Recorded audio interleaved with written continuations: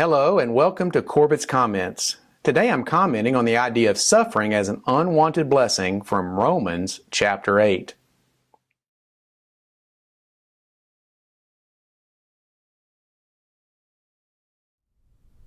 An old saying is that into each life some rain must fall.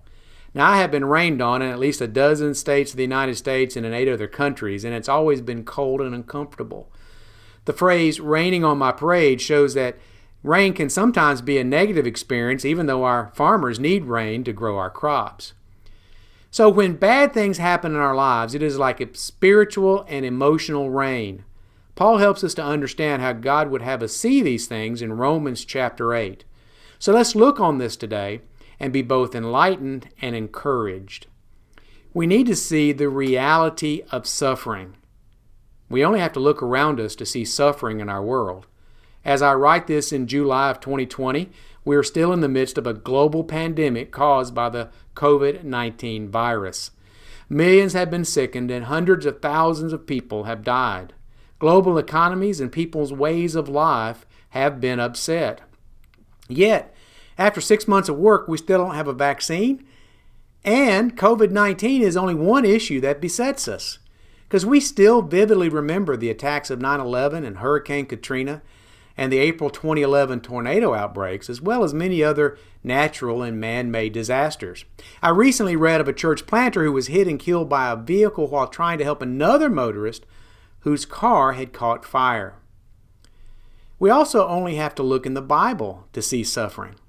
A prime example of this is Job, as we see in Job chapter 1, verses 13 through 20.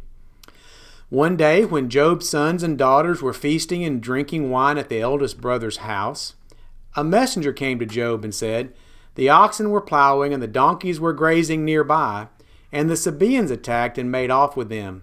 They put the servants to the sword, and I am the only one who has escaped to tell you." While he was still speaking, another messenger came and said, "The fire of God fell from the heavens and burned up the sheep and the servants, and I am the only one who escaped to tell you." While he was still speaking, yet another messenger came and said, "The Chaldeans formed 3 raiding parties and swept down on your camels and made off with them. They put the servants to the sword, and I am the only one who has escaped to tell you." While he was still speaking, yet another messenger came and said, "Your sons and daughters were feasting and drinking wine at the oldest brother's house, when suddenly a mighty wind swept in from the desert and struck the 4 corners of the house. It collapsed on them, and they are dead, and I am the only one who has escaped to tell you." At this, Job got up and tore his robe and shaved his head. Then he fell to the ground in worship and said, "Naked I came from my mother's womb, and naked I will depart. The Lord gave, and the Lord has taken away. May the name of the Lord be praised." And if that was not trouble enough, let's see more of Job's travail in Job chapter 2, verses 7 and 8. "So Satan went out from the presence of the Lord and afflicted Job with painful sores from the soles of his feet to the crown of his head. Then Job took a piece of broken pottery and scraped himself with it as he sat among the ashes." Job, of course, was not the only character in the Bible to see suffering. David, who had been anointed by God as king of Israel, was falsely accused by Saul and mercilessly persecuted by him.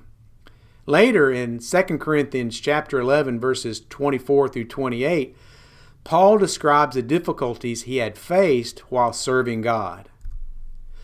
5 times I received from Jews the 40 lashes minus 1. 3 times I was beaten with rods, and once I was pelted with stones. 3 times I was shipwrecked, and I spent a night and a day in the open sea, and I have been constantly on the move. I have been in danger from rivers, in danger from bandits, in danger from my fellow Jews, in danger from Gentiles, in danger from in the city, in danger in the country, in danger at sea, and in danger from false believers.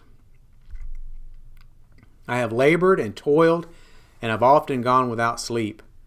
I have known hunger and thirst, and I have often gone without food. I have been cold and naked. Besides everything else, I face daily the pressure of my concern for all the churches. Our greatest example of suffering, of course, is that of Christ himself, who was sinless and who had blessed many people during his ministry, yet he was beaten, scourged, and crucified. We only have to look into our own lives as well to see suffering. Sickness, betrayal, unemployment, conflict are common experiences. Not for nothing did the psalmist say that our days may come to 70 years or 80 if our strength endures, yet the best of them are but trouble and sorrow. Or put another way, life is pain, said Wesley in the movie The Princess Bride. Anyone who says otherwise is selling something.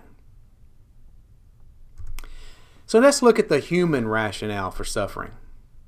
Humans have tried to understand and explain suffering from the beginning of time.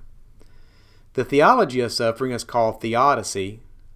Theo equals God, and dike means righteousness. It explains why God is righteous even though people suffer. Some say that only sinners suffer. That's not biblical. Job was said to be blameless and upright. He feared God and shunned evil. We know that Jesus was perfect and without sin, yet both he and Job suffered tremendously. No, this idea is too simplistic. A cursory examination of the world system reveals that prosperity does not equal righteousness. Some say that God is too weak to prevent suffering. He is good, but incapable of keeping bad things from happening to good people. This cannot be true of the God of the Bible, who is presented as the creator and sustainer of the universe, and who is omnipotent, omniscient, omnipresent, and omnibenevolent.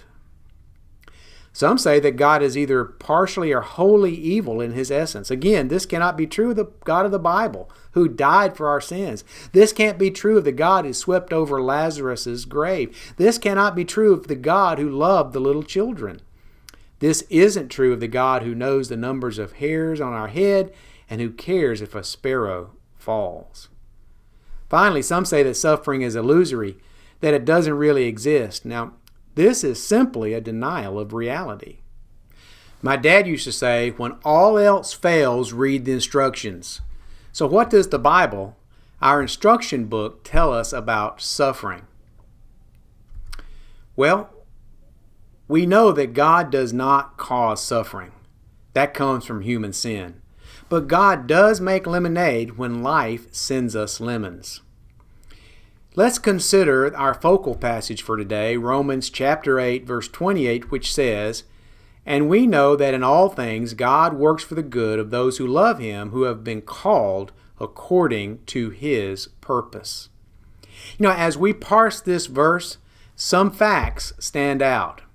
First, all things means anything that we can imagine. Works for the good means our ultimate benefit. To those who love him means that these provisions apply only to the members of his family. So, whatever comes into our lives, death, unemployment, hardship, disputes, traffic jams, illnesses, God can and will use to bless us. This has caused author Philip Yancey to call suffering the unwanted blessing, because while it is painful, suffering also brings us a blessing we can receive in no other way. As James chapter 1 verse 2 says, "Consider it pure joy, my brothers and sisters, when you face trials of many kinds, because you know that the testing of your faith produces perseverance. Let perseverance finish its work so that you may be mature and complete, not lacking anything." So, will we always understand step by step what God is doing through the circumstances of our lives? No. Job didn't. David didn't. And Paul didn't. Do we need to? No. We just need to know and trust God. We don't know what our doctor knows, but we trust our doctor will work to heal us, and that is the same thing with God. Now, one of the greatest promises of Christ applies directly to this discussion. In John chapter 10, verse 10, Jesus told us of his purpose. The thief comes only to steal, kill, and destroy. I am come that they may have life and have it to the full. Jesus wants to give us an abundant life, and while we know that this can happen on earth, it definitely will happen to all of his family in the hereafter in heaven. As Jesus taught the disciples in John 14, 1 and 2, do not let your hearts be troubled. You believe in God, believe also in me. My Father's house has many rooms. If that were not so, would I have told you that I'm going to prepare a place for you? Of course, there is a place for us in heaven. And even though suffering is the unwanted blessing, God's work in our life is like a star at the night sky. Its light disappears at dawn, but it is still there, unseen. C.S. Lewis, who knew a thing or two about suffering, said, "We are all faced with a series of great opportunities brilliantly disguised as impossible situations." All these things make sense if we know and trust God. The question is, do you? Thanks for watching. Every blessing. I'm Dr. Otis Corbett.